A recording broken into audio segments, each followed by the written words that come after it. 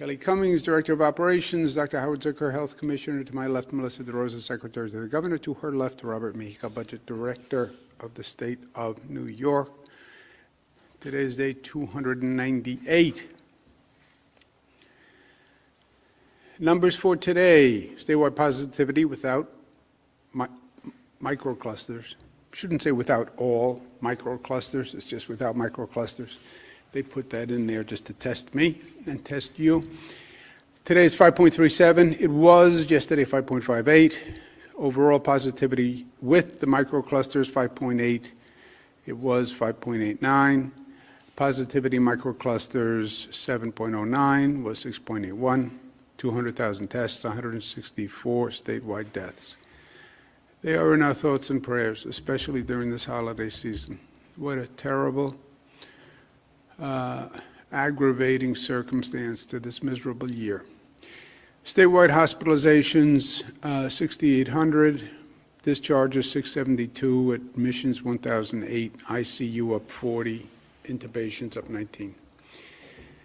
By percentage of population, Finger Lakes, Finger Lakes, Finger Lakes. Finger Lakes has been a problem for the past several weeks. It is not getting better. It's a serious concern for us. I'm going to be speaking to the elected officials in the Finger Lakes and to the hospitals, and we're considering several options because that is a serious and deadly situation, and it's not getting better. Western New York, we've made progress. Rest of the state is basically flat. Positivity, it's Finger Lakes and it's Mohawk Valley. Mohawk Valley is actually higher now than the Finger Lakes. So the same situation with the Mohawk Valley. New York City, when you look at the numbers, Staten Island 5.51. And there's no reason for that. Follow the precautions, save lives. The issue of the new strain is very serious. And I don't believe this country is taking it as seriously as it should. And more importantly, I don't think this country is taking the action that it should take, okay? So let's just talk facts first. Fact, it is in the UK and it is more dangerous. Boris Johnson says it's 70% more transmittable. Boris Johnson closed parts of the UK. Other European countries have banned travel from the UK. But it is more dangerous. How much more dangerous? We don't know. We don't know if it's more deadly. We don't know if the vaccine works on it or not. We think the vaccine works on it. That's our quote-unquote working assumption. But it is real and it is dangerous. It is traveling around the world as we speak, right? It's on planes, and it is transmitting, and other people are getting on planes, and it's the holiday season, and it is traveling around the world. That is a fact. It's not a personal opinion. 120 countries now require testing before people leave the UK or ban people from the UK. That is not a personal opinion. That is a fact.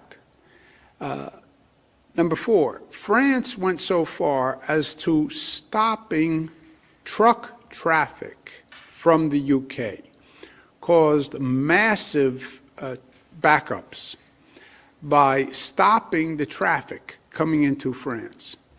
That's how seriously France took it. And then you have federal officials in this country who say, well, it may be here already, okay? Those are 5 inarguable facts. When you hear those facts, you have to say to yourself, what? What happened?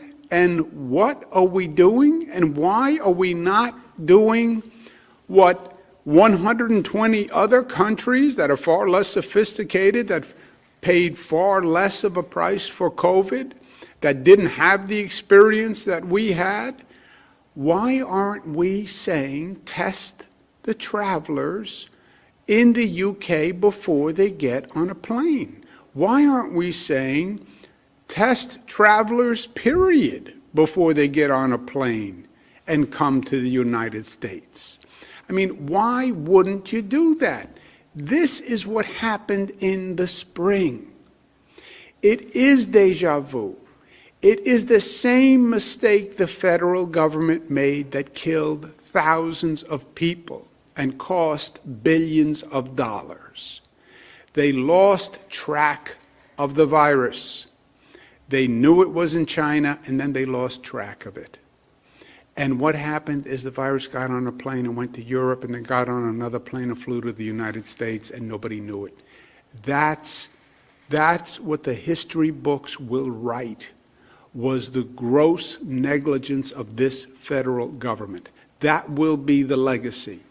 And we are doing the same thing again, and it makes no sense.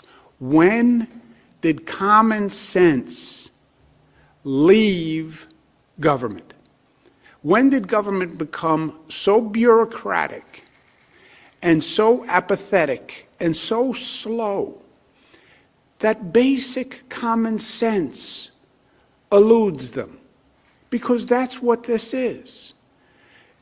120 countries around the globe. Any official who hears anything, test before they come. It's not banning, it's not impeding. Test before they come. The way we did 200,000 tests in this state, just this state, yesterday. Test travelers before they come. That HHS and the CDC have not acted on this is really reprehensible. I don't know if they're just checked out, and if they're checked out, they should resign. I don't know if they are, because it's in the midst of a transition, then you should say, Mr. Joe Biden, why don't you make this decision? But to do nothing when you know the virus is coming here, when you say it may already be here, which would then mean you would be concerned that you want to isolate it and stop the spread. It's just the greatest failure to do one's job.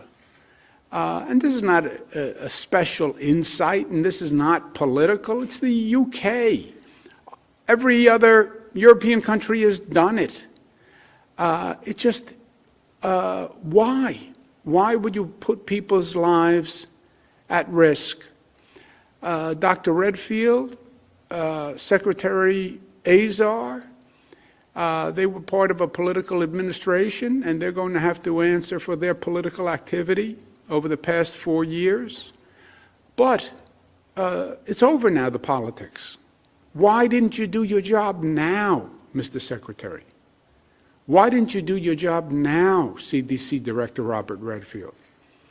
I'm sure the president isn't pressuring you anymore, so just do your job. New York Times,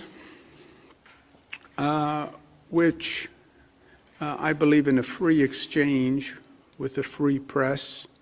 When I disagree, I say I disagree. When I agree, I say I agree. But the New York Times wrote a smart editorial today.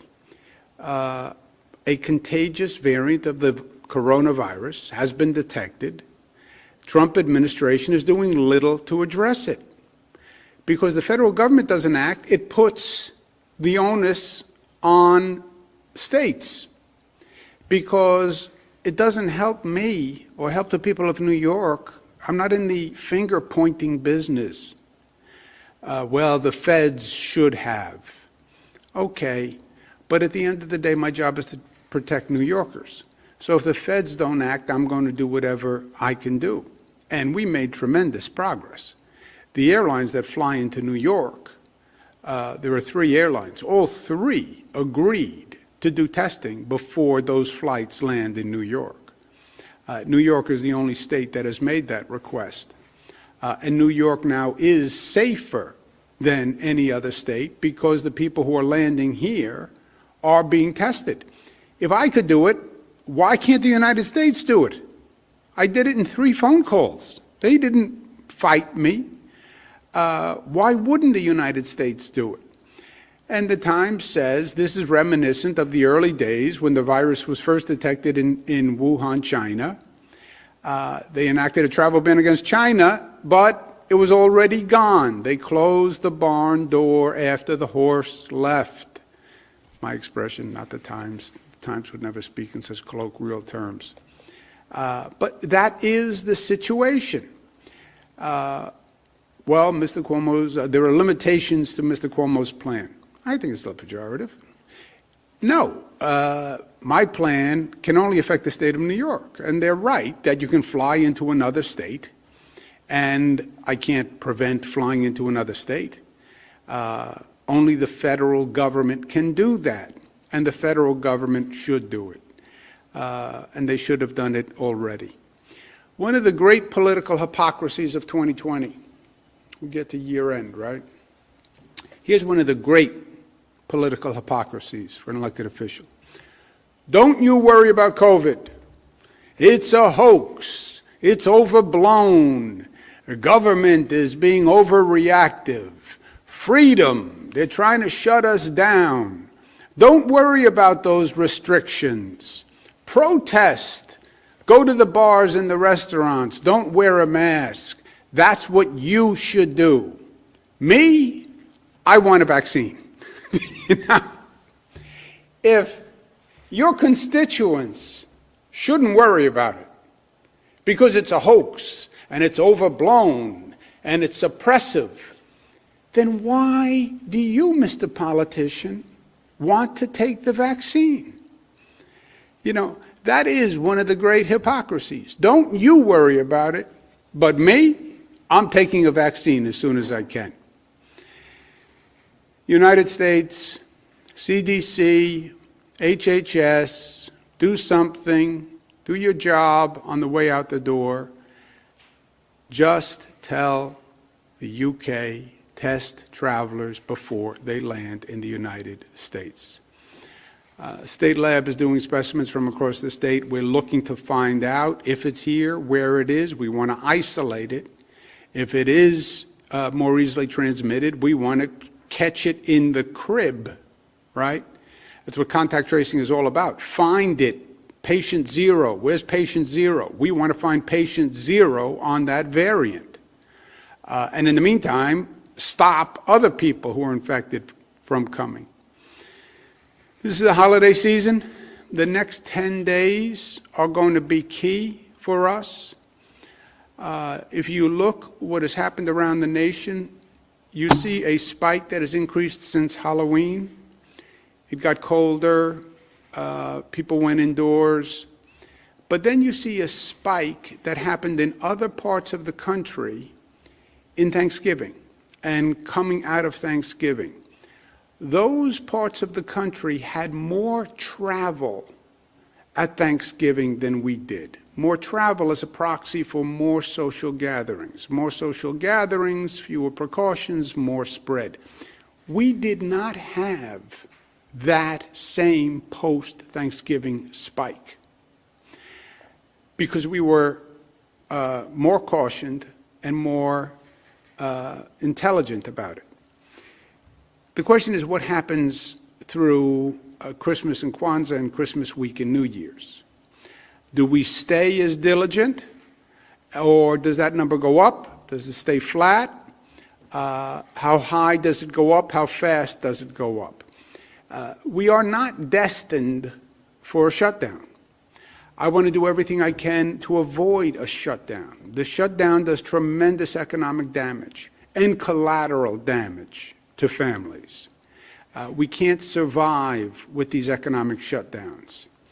And no hospital in the state, no hospital, has advised us that they are within 21 days, 3 weeks, of 85% capacity, right? So on the fear of overwhelming the hospital system. No hospital has said that they're within 21 days.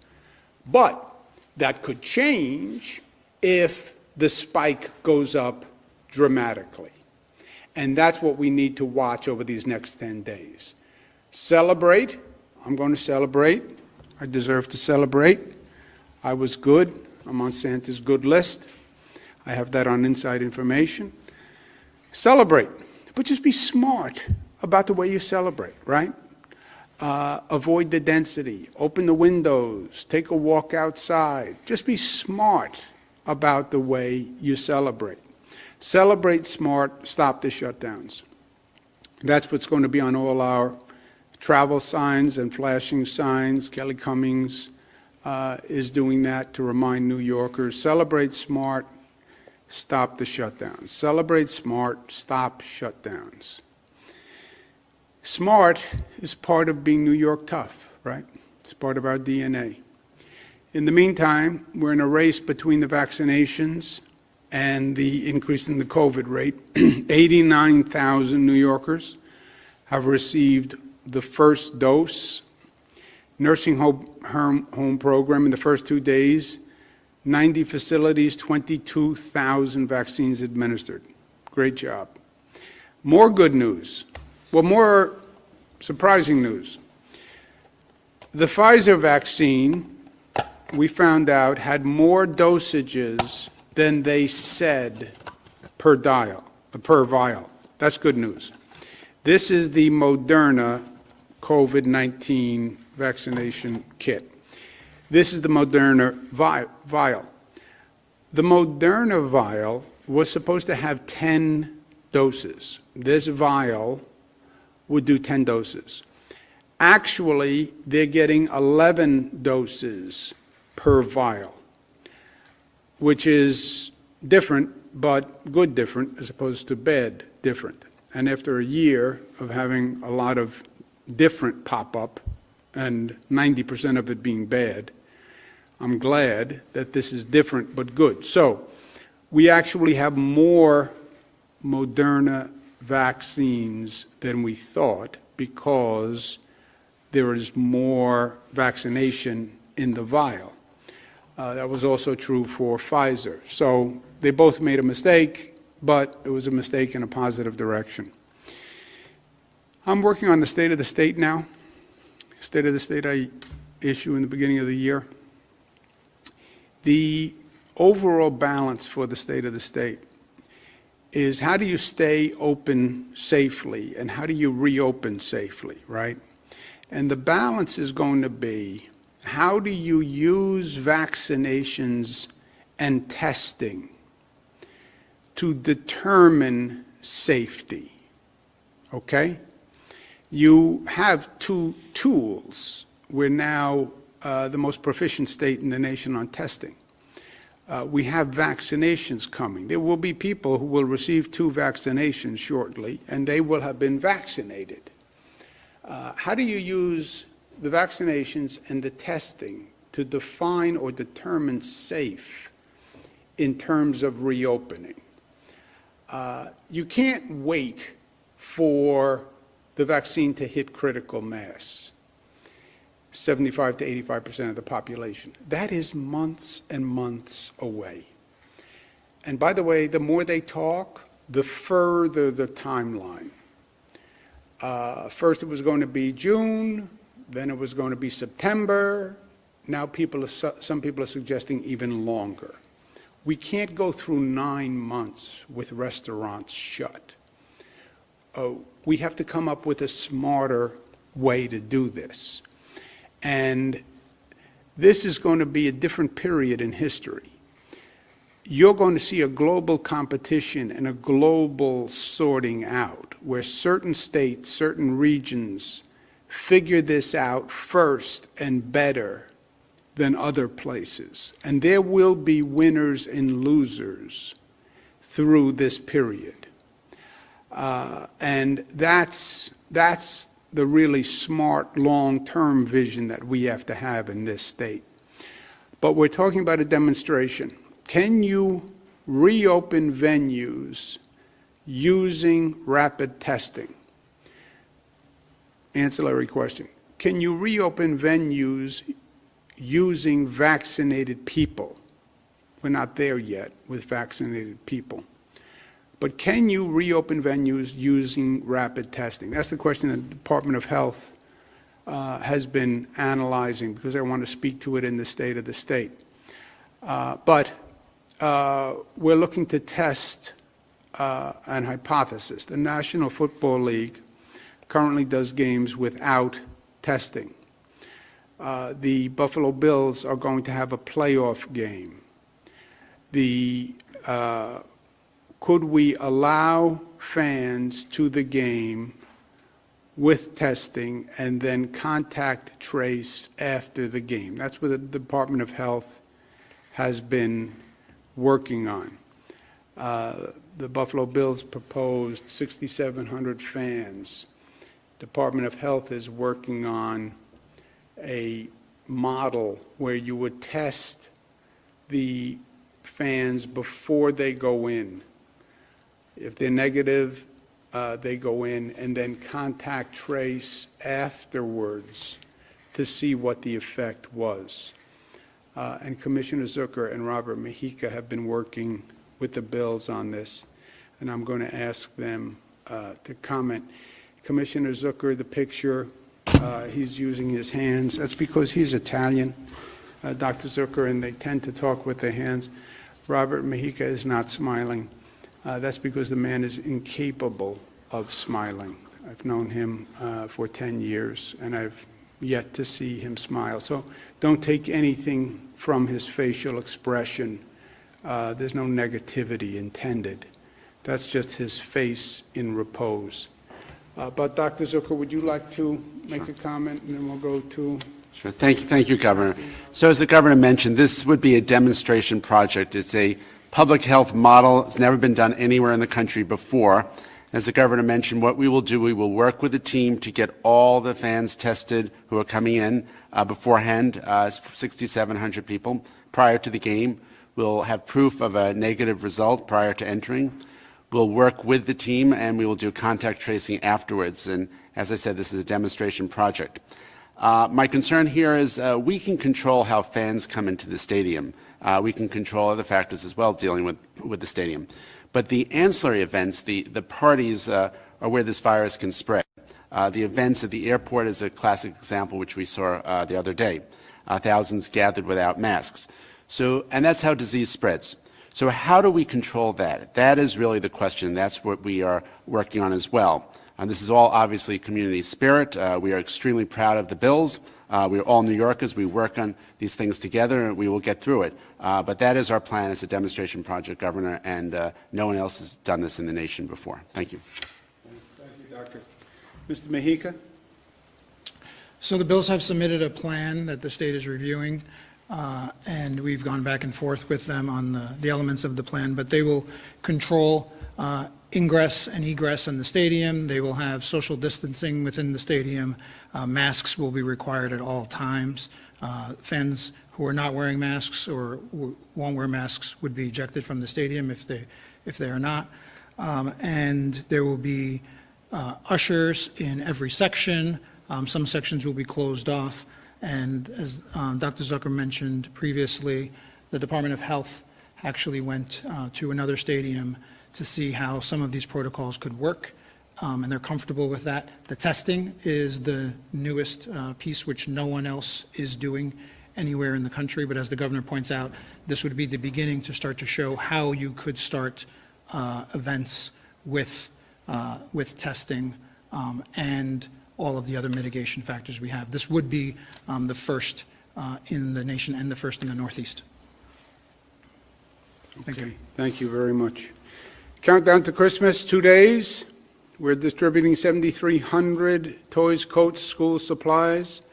New Yorkers are the best, even with everything that's going on. They were so generous, and we want to thank them all. We want to thank Walmart and the China General Chamber of Commerce, and the literally hundreds of New Yorkers who donated toys.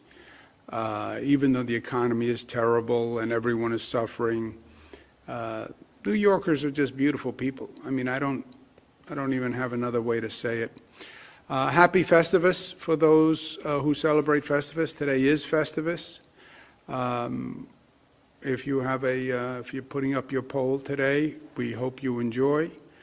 My Festivus gift to the LCA is no Christmas briefing. We are not going to do a briefing on Christmas. So you have the day off. The LCA, for those who don't know, that's the Legislative Correspondence Association. Those are the reporters who we work with here in Albany. But Friday is also the airing of grievances for the LCA, which is our extended family. You know where to get me on the airing of grievances. If you're not going to be here, I have some grievances that I would like to air, so I would just ask people who are not going to be at work if they could leave their home numbers with the press office so I could contact them to air my grievances. But 10 days, holiday season is 10 days. What we do in the next 10 days is going to be key. Let's be smart. Part of being New York tough. Questions? Thank you, Governor. If you'd like to ask a question, please use the raise hand function at the bottom of your window. We'll take a moment to compile the Q&A roster.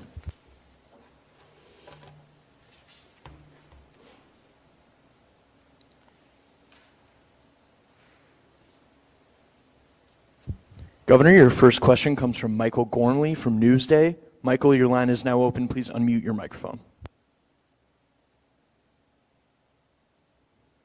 Hello, Governor. Will you be extending the rent eviction moratorium? What is the... Governor? Yeah, hiya, Mike. How are you? Yeah. Happy holidays to you and to your family. I need to consult with my consigliere here on the eviction. Isn't it still in place? It's still in place. I believe it's in place through Sunday, so obviously we update these things as we go, and we're not going to let anybody who's evicted due to these circumstances be evicted. We've continued to extend this as well as the commercial rent eviction moratorium. So it's not, but it's still in place through Sunday. It's in place through Sunday, Michael, but I will extend it after Sunday. Next question, operator. Governor, your next question comes from Gwen Hogan from WNYC. Gwen, your line is now open. Please unmute your microphone.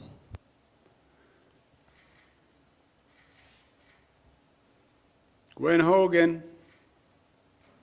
Operator, how do you unmute a phone? *1.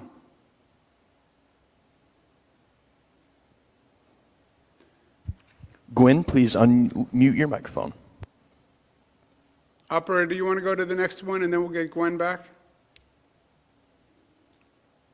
Okay, Governor, your next question comes from Jackie Roberts from WGRZ. Jackie, your line is now open. Please unmute your microphone. Hello, thank you for taking a couple of questions. I just wanted to clarify, the plan for Bills fans in the stadiums, is that still in review or is that for certain happening for the playoff game? That is in development. We're working with the Bills. You saw the outline of the proposal. You heard Dr. Zucker speak about the Department of Health demonstration program that he's interested in. But Rob Mahika, Dr. Zucker, and the Bills are still trying to work through this. It's never been done before. And how to do it devil is often in the details. We would like to do it. Department of Health is interested in the concept. You heard the concerns of the Department of Health. Could you create ancillary situations that you are not contemplating that are problematic? You know, the stadium is basically a controlled area. But could you create situations that you have not contemplated that wind up problematic, right? The spontaneous rally at the airport, which, you know, God bless the fans, they were excited, I was excited. But those large gatherings without masks, those are highly problematic. And could we be creating something like that inadvertently? That's the Department of Health concern, and that's one of the things they're talking through. So nothing is final, to say it concisely. Operator? Your next question comes from Nick Reisman from Spectrum News. Nick, your line is now open. Please unmute your microphone. Hey, Governor. Two questions. One, I was wondering if you could go into the detail about just how future events could be impacted by whatever happens with the Bills playoff game in 2021, how you would use this as a model potentially going forward. And also as a follow-up, I was wondering if you could respond to the news from the Census Bureau that shows preliminary population numbers having declined in New York over, I think, about a 6-month to 12-month period in 2020. Past 6 to 12 months in New York has been a difficult time. Really, it was going back to the spring, Nick, where New York was seemingly unique in the COVID pandemic, right? You had, just remember where we were, and it was all New York all the time. It was almost as if there was something about New York that made it susceptible to COVID. And then the cruel truth comes out later. It had nothing to do with New York. It was federal incompetence that allowed the virus to land at JFK and Newark Airport, like they're doing now. And the reason I have a bad feeling about it is it was perceived as anti-New York. It was perceived as a New York phenomenon. Get out of New York. Get out of New York. New York is where COVID is. And I think that hurt New York. I know it hurt New York. Plus the federal war on New York, SALT, etc. But COVID and the apparent connection between New York and COVID hurt New York.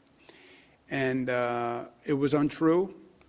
And we see that now, as a matter of fact, one of the safest states in the nation for COVID, New York. Literally one of the 3 safest states, New York. Higher infection rate, Florida. Higher infection rate, North Carolina. Higher infection rate, Texas. Higher infection rate, California. So that's the truth. Had nothing to do with New York. And by the way, New Yorkers were smarter than almost any other state in dealing with it. That's the truth. And the expression, the truth will out, well, the truth has outed. What was the other part of the question, Nick? Oh. I didn't want to mention this because I knew you would ask a follow-up or someone would, and I'm going to do it in the State of the State. Here's the conundrum. Or not the conundrum. Here's the challenge. You have an economy that is basically shut down. You are battling the COVID rate daily. The weapon that wins the war is the vaccination. The vaccination will take months. Best case scenario, June. Now they're talking September. Some people are starting to say the end of the year 2021. We cannot go through a year with the economy shut down. We can't. We've only been at this for 10 months. We could not do another 9 months, 12 months. How do you balance that? How do you reopen or keep open the economy safely while you're waiting to hit full vaccination, critical mass, 75 to 80%? Never been done before. Uncharted water. Well, just stay closed until you hit critical mass on the vaccine. What if critical mass is September? No restaurants for 9 months? All this continued economic pain for another 9 months? You couldn't sustain it. People couldn't sustain it. Forget the numbers. Psychically, you couldn't sustain it. Psychologically, you couldn't sustain it.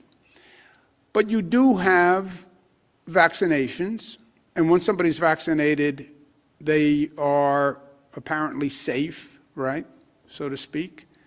You do have rapid testing where you can show up a half an hour before a football game and get a test and go into the game. How do you use those as tools to keep an economy open or reopen an economy? Big question mark. That's what I want to speak to in the state of the state. No other state is doing it. No other country is doing it. We're researching everything. But the alternative of wait until you hit critical mass for vaccines is not enough. And I'm saying too much about this because I'm writing the state of the state, so I have it in my mind. This next chapter is not about fixing a budget hole in the state budget or the city budget. This next challenge for next year is how does the post-COVID world realign economies and society? In other words, what is the lasting effect of the COVID experience? The Zoom calls don't go away, Nick. The work from home doesn't go away. The large gathering issue doesn't go away. The public health consequences don't go away. What is a city without restaurants and arts and museum and culture and symphonies? Why live in a city? What's the attraction of a city without that? These are big questions. It's not about how do we fill the hole. That's the micro level, here to there question. We have a much bigger challenge. How did this restructure the economy and where do we fit in it? And where's our opportunity? Let's take one more, operator. Governor, your last question comes from Shannon Young from Politico. Shannon, your line is now open. Please unmute your microphone. Hi, Governor. Just wanted to get an update on the racial disparities study that you announced in April. We're in December now. We haven't really heard any findings from that. And you announced a new task force this week that's going to be sort of looking at that issue in the vaccination process. So just wanted to get a sense of how that work is going to inform the task force and when we should expect findings. I missed the part of the first question. Did anyone hear it? Jim, yes, she's Jim? asking about the racial disparity study that we announced in the spring. The State Department of Health has been working with the State University of New York, particularly the University at Albany. President Javidan Rodriguez and his staff has been analyzing data, and they are virtually complete with their first installment. So there should be more on that in the next couple of weeks, but that has been ongoing, and the analysis has been ongoing and almost completed. To the members of the LCA, to all the people who have been with us all through this year, sincere happy holidays to you, sincere wishes of peace and love. It has been a hard year, that's for sure, and that's the understatement of the decade. But we've also seen beauty, and we've seen strength, and we've seen New Yorkers who have risen to the occasion again and again, and we've seen people who heard their better angels and responded.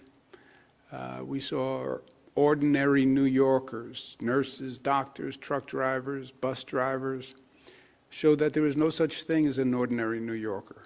There are only extraordinary New Yorkers. And that's what I'm going to celebrate this holiday season. The beauty, the love, the strength, the sharing that New Yorkers brought to others. You went from the highest infection rate in the nation to one of the lowest. New Yorkers did that. The love of New Yorkers did that. The heroism of New Yorkers did that. And that, my friends, is a beautiful thing because it saved lives. It saved countless lives. And that is something to celebrate. We find the light and we follow it. Happy holidays.